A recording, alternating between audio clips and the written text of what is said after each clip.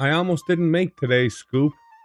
I sat down this morning, opened my notes, looked at the results, looked at the schedule, and for the first time in a long time, I froze because I thought I had no story, no crazy hand, no disaster, no big controversy, no Mike Hines giving away half his wallet, nothing, just a quiet evening.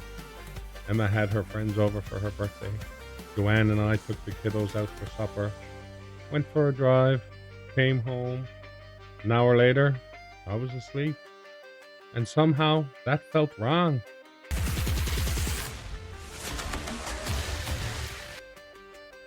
Lovely day, poker enthusiast. Last night at Sal's room, Friday Frenzy brought out 42 players, 49 rebuys, and a 35.50 prize pool. That's a proper Friday night. Fifth place went to Peter Maloney. Then, the remaining 4 players decided they were all happy with the money. Steve McMillan, Chris Moore, Richie, and one of our regular grinders all agreed to a 4-way chop. Congratulations, boys. Now, years ago, people hated chopping. Everybody wanted the trophy. Everybody wanted first. These days, people are starting to realize there are different ways to win. See? This is exactly what's wrong with poker players. One minute everybody is fighting to the death. Next minute everybody's chopping.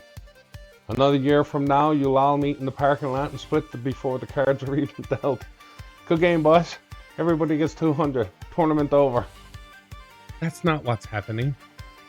It's a slippery slope, I'm telling you. I remember when people used to battle. Now half the room is discussing ICM and life expectancy. Or maybe people are getting smarter. Or older. Mostly older. Online, the daily free buy had 45 players and 7 rebuys. Screech in, scoop the win. Good for $3.05. The flop and pop had 29 entries.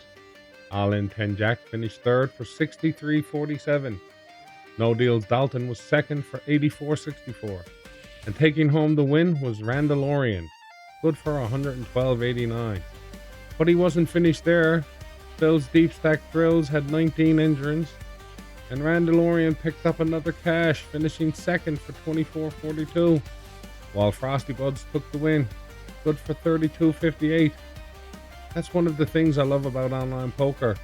You start seeing the same names everywhere. Different tournaments, different buy-ins, different results. Same grinders, night after night. That's because none of you know when to quit. Let's call it what it is. Normal people finish work, watch Netflix, go to bed. Poker players, you lose one tournament, register another. Lose that one, register another. Cash one, now you're a genius again. Lose the next 4, now poker is rigged again. Then somebody wins 112 and suddenly we're all professionals. That might be the most accurate thing you've ever said.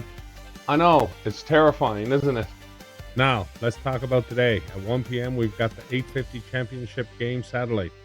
It's now a $100 buy-in with 100 rebuys and a $20 add-on. And we've already got 10 players committed. Already. That tells me this thing is going to be a banger. Then tonight at 7:30, it's Sensational Saturday. $60 buy-in, $40 rebuys, and a $20 add-on. One of the best nights of the week. Online starts at 5:30 with the 550 and 850 step 1s. 6 p.m. is the daily free buy. 8 p.m. the step 2s. 8:30 the flop and pop. 9 p.m. Phil's Deep Stack Thrills. 10 p.m. the last dash for cash. So there is lots of action today, live, online, or both if you're completely insane. Which brings us back to your problem. My problem? You almost didn't make the scoop today? Yeah, almost. Because you thought you didn't have a story? And that's ridiculous.